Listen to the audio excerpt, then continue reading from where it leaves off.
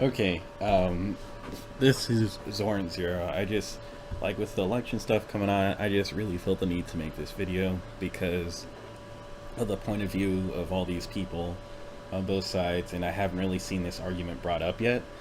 Sorry if there's any noises in my background. My computer and it gets kind of hot. The fan's very loud, and I also have another fan going. Please excuse that. But right now, what you'll see is the current popular vote from Google. I just Googled it. This is what it's saying right now.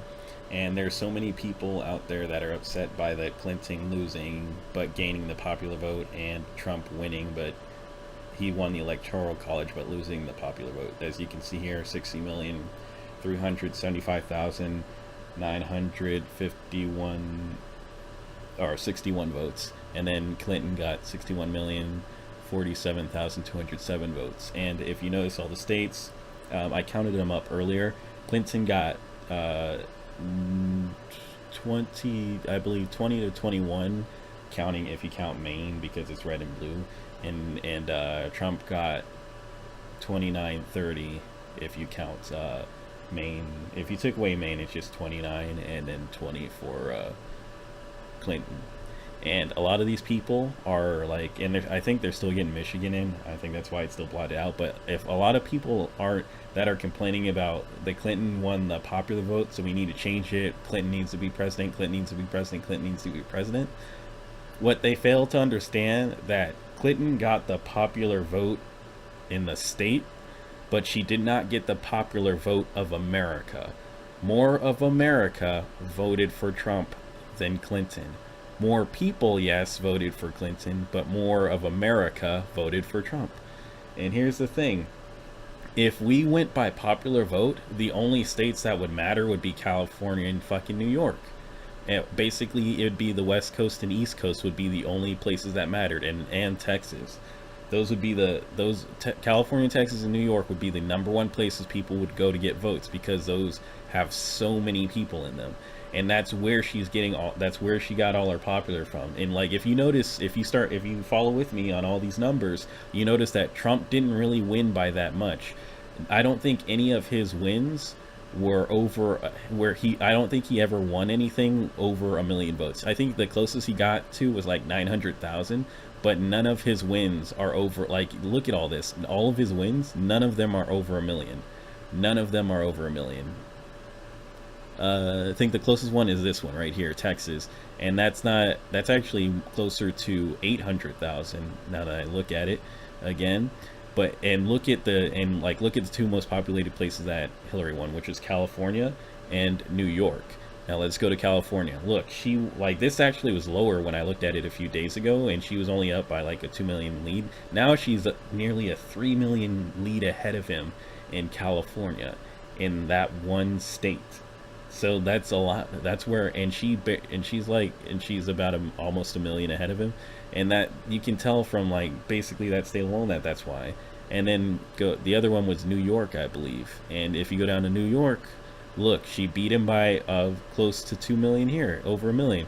Like, even when Trump beats her, he doesn't even break 1 million. Like, most of this stuff, he barely wins.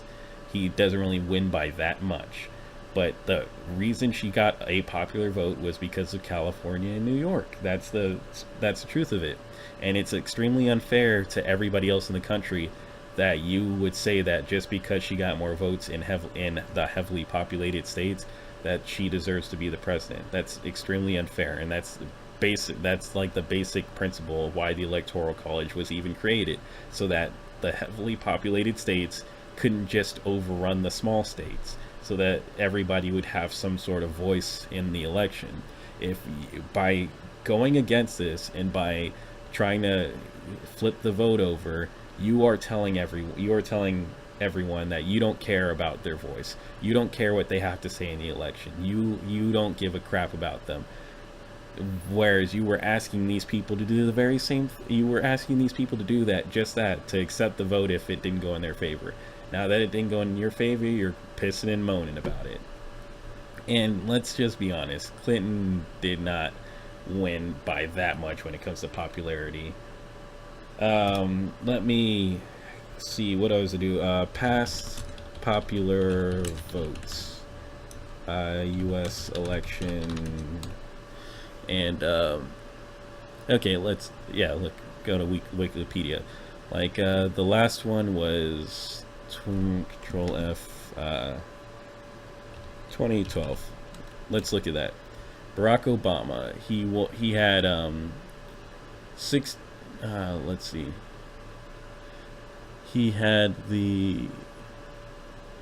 I'm messing up with this, but um, popular election 20 2012. Let's try that. Sorry, I know it's popular votes. There we go. That's what I wanted. Um, Pretty sure popular vote. Like, look at this. He won by 5 million, or close to six. Yeah, basically 5 million over Romney. She won by barely, as it is right now, barely a million over Trump of all the voters, and that's a lot of people, sure, but it's still, this entire race was close except for those two states. And I feel that it's extremely unfair for everybody saying that the vote needs to be turned over just because they lost. That's not fair at all, because the popular vote doesn't really matter when you look at the grand scheme of things.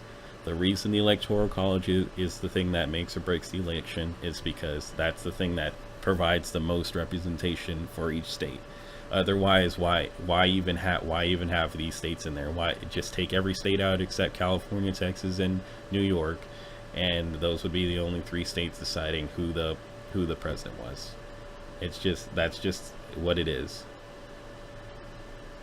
Sorry, but that's just how it is. And there are plenty of people that are saying, I don't care if, like, honestly, I didn't care either way who won, because I didn't like either candidate. I didn't like any of the candidates that we ended up having with. If you heard of a number, I would have voted for myself if I were over the age of 35, but I couldn't. So that's the only reason I didn't even vote. I didn't vote because I didn't like Trump. I didn't like Clinton. I understood both positions. I understood why people backed both parties, and I understood why people went third party. In all actuality, I didn't vote for either because I didn't care. I just honestly didn't care. Like, even with the most negative things that they were saying, like Clinton wants to take us to World War III, I don't care.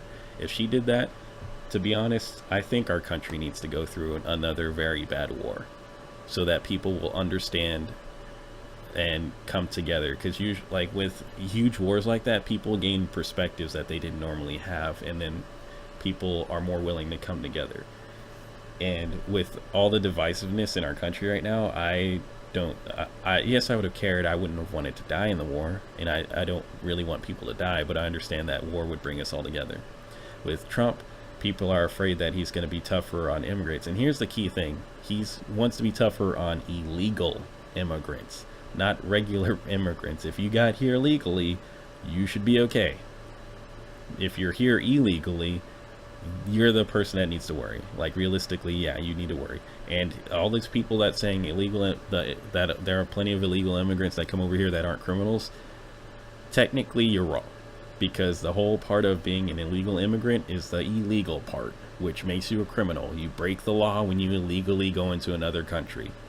I understand that some people are trying to make better lives for themselves, or they're trying to get away from bad situations, and I understand that.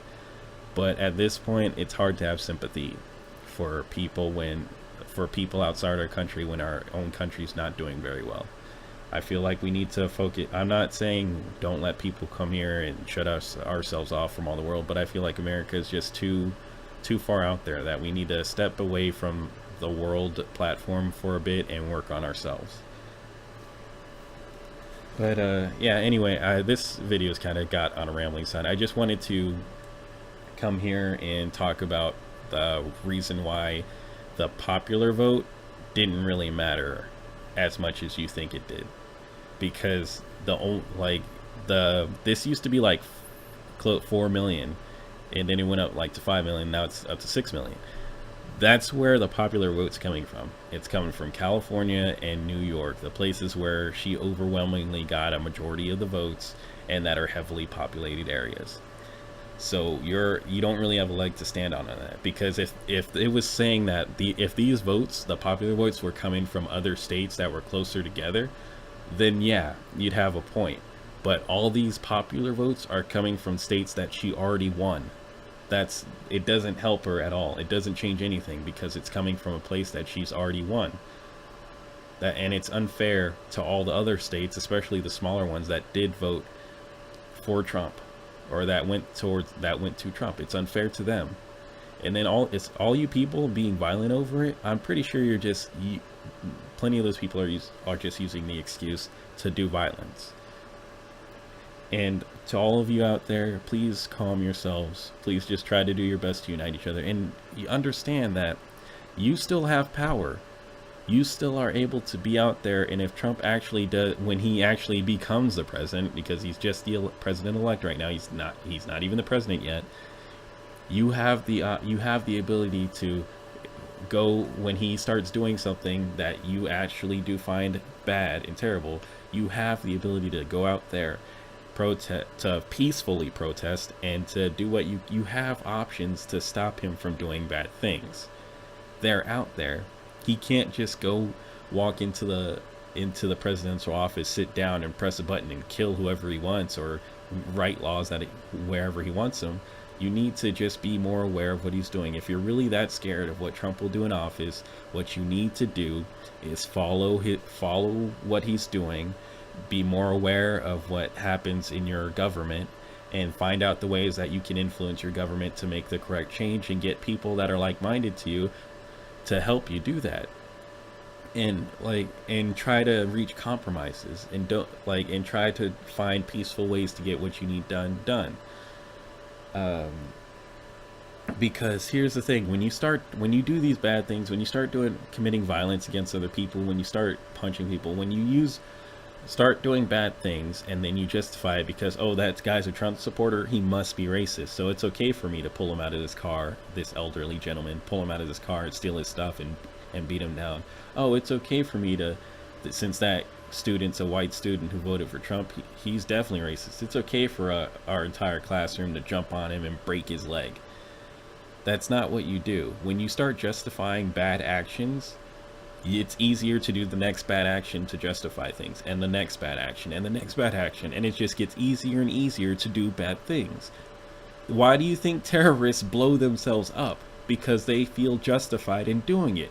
Their holy text, or whatever excuse they're using, tells them that they are doing something good against someone evil.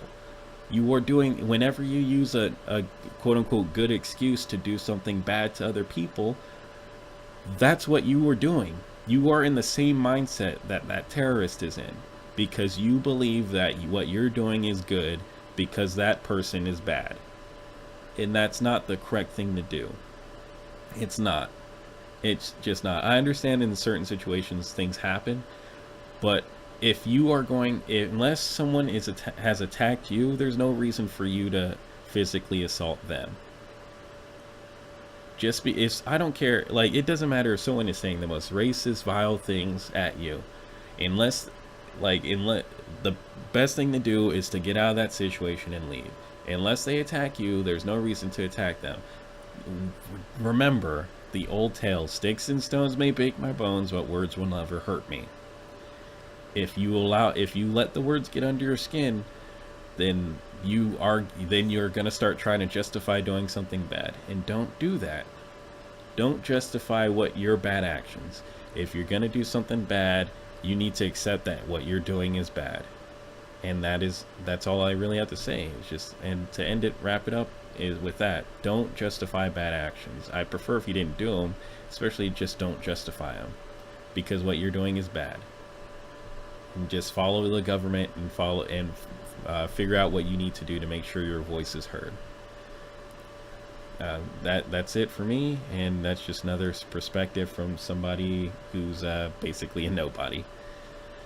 See you later, and bye.